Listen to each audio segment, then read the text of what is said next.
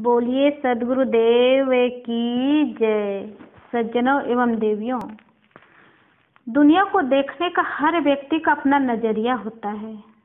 गुलाब के पौधे में किसी को फूल नजर आता है तो किसी को कांटे। जो व्यक्ति जैसा सोचता है उसे दुनिया वैसी ही नजर आती है। कुछ लोगों को समस्या दिखती है तो कुछ लोगों को हर और अवसर। कुछ लोग जन्मदिन पर दुखी होते हैं कि उम्र कम हो गई, तो कुछ लोग खुश होते हैं कि एक शानदार साल बीता और एक शानदार साल सामने आया। अपनी सोच के अनुसार चीजें नजर आती है और वैसे ही घटती है। अभी कोरोना का माहौल हर व्यक्ति के जीवन के दुख के समय का है, दुख की घड़ी है, लेकिन उसी में अच्छा सोचने वाला खूब लाभ उठा लेता है। साधना, भजन, सत्संग अपने घर में रह करके ही, अपने लोगों में रह करके ही समय निकाल लेता है और साधना भजन कर लेता है। और जिनका सोच ही गलत है उसी समय में माथ सिर पकड़ करके बैठा रहता है, दुखी रहता है, उदास रहता है। तो आदमी की जैसी नजरिया होती है, जैसा सोच होता है, उसको वैसे ही दिखाई देता है।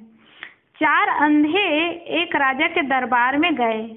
चारों ने उन्हें एक हाथी दिया और कहा, जिसका तुम स्पर्श कर रहे हो उसका वर्णन करो। जो व्यक्ति पूंछ की तरफ खड़ा था उसने कहा कि हाथी रस्सी की तरह होता है। जो व्यक्ति पैर की तरफ खड़ा था उसने कहा कि हाथी पैर के मोटे तने की तरह होता है। जो व्यक्ति सूंड की तरफ खड़ा था उसने कहा हाथी सांप की तरह होता है। और जो व्यक्ति पेट की तरफ था उसने कहा हाथी मोटी दीवार की तरफ होता है। और चारों बहस में उलझे रहे। सार यह है कि हर व्यक्ति हर वस्तु और घटना को अपने नजरिए से देखता है। एक व्यक्ति किसी के लिए बुरा हो सकता है तो किसी के लिए अच्छा। एक ही वस्तु या मुद्दे के बारे में विभिन्न लोगों की विभिन्न राय होती है और सब अपना राग अलापते हुए अड़े रहते हैं। इसलिए अपने नजरिए पर काम कीजिए। यदि आपका नजरिया सुख ढूंढने वाला होगा तो सुख स्वयं ही आपका साथी बन जाएगा, और यदि आपका नजरिया दुख ढूंढने वाला होगा तो दुख आपका कभी पीछा नहीं छोड़ेगा। किसी भी वस्तु या मुद्दे को किसी एक कोना से देखकर राय बनाना भी नुकसानदेह है। अतः पूर्ण राय बनाने के पूर्व रुके, अलग से सोचे और फिर निर्णय ले।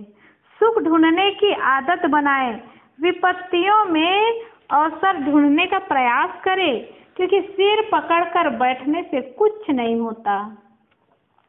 जूतों की एक प्रसिद्ध कंपनी ने अफ्रीका में अपना कारोबार फैलाने के लिए एक सेल्समैन को बाजार का जायजा लेने भेजा। सेल्समैन ने वहां पहुंचकर देखा कि अधिकतर लोगों के पैर में जूते नहीं थे। निराश होकर उसने कंपनी को रिपोर्ट भेजी कि बुरी खबर है, यहाँ कोई जूते नहीं पहनता।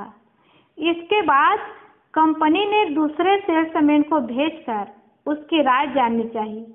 कुछ समय बाद उत्साहित सेल्समैन की रिपोर्ट मिली। उसने लिखा, बहुत अच्छी खबर है, यहाँ अच्छा व्यवसाय होने की पूरी संभावना है, हमें खूब मुनाफा होगा। यहाँ के लोग जूते नहीं पहनते, बस एक बार उन्हें जूतों का महत्व समझाना होगा। सज्जनों, ऐसे ही स्वयं को व अपने परिवार को आशावादी सकारात्मक सोच दीजिए, क्योंकि धन दौलत देने वाले माता पिता से ज्यादा श्रेष्ठ वे माता पिता होते हैं जो अपने बच्चों में सही नजरिए का विकास कर पाते हैं। यदि नजरिया नकारात्मक है तो तमाम सुविधाओं के बीच परेशान रहेंगे, क्योंकि समृद्धि से संतुष्टि का मीटर नहीं घूमता।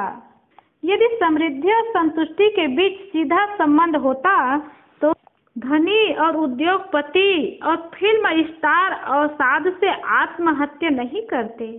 आज कितने बड़े बड़े कहलाने वाले लोग, उनके जीवन में ऐसी समस्या आती है तो कोई रास्ता नहीं निकाल पाते और आत्महत्या कर लेते हैं। सबको दुखी होने के कारण एक समान है, जैसे दूसरे इच्छा अनुसार व्यवहार नहीं करते, घटनाएं मनमाफिक नहीं घटती, पिता पत्नी भाई आदि का स्वभाव अच्छा नहीं है, लोग तमाम गलतियों के लिए दूसरों को जिम्मेदार मानते हैं। जरा एक क्षण ठहरिए, नजरिए पर गौर कीजिए। दुनिया में सबको बदलने का असफल प्रयास करने से सरल है खुद को बदल ले। सकारात्मक सोचना और खुद को बदलना ये अपने हाथ में है और ये सरल है। दूसरों को हम नहीं बदल सकते, अपने को ही बदल सकते हैं। जिंदगी भी एक प्रतियोगिता है। जिंदगी एक प्रतियोगिता की तरह हर समय सबसे सूक्ष्म खिलाड़ी की जीत हो सकती है। इसलिए आज से हर कार्य में रुचि दिखाना शुरू करें। हर कार्य के दौरान एक बार अवश्य सोचें कि इसमें एक विचार और कौन सा डाल सकता हूँ। जिस सफर में दूसरे लोग थक कर रुक जाए, वहाँ सिर्फ एक कदम आगे बढ़िए। थोड़ी एक्स्ट्रा रुचि, थोड़ा एक्स्ट्रा समर्पण, थोड़े से एक्स्ट्रा आइडिया ही इस संसार में मनुष्यों के बीच फर्क पैदा करते हैं। थोड़ा सा एक्स्ट्रा स्नेह देकर आप दूसरों को अपना बना सकते हैं। थोड़ा सा एक्स्ट्रा कार्य करके आप अतिरिक्त धन कमा सकते हैं।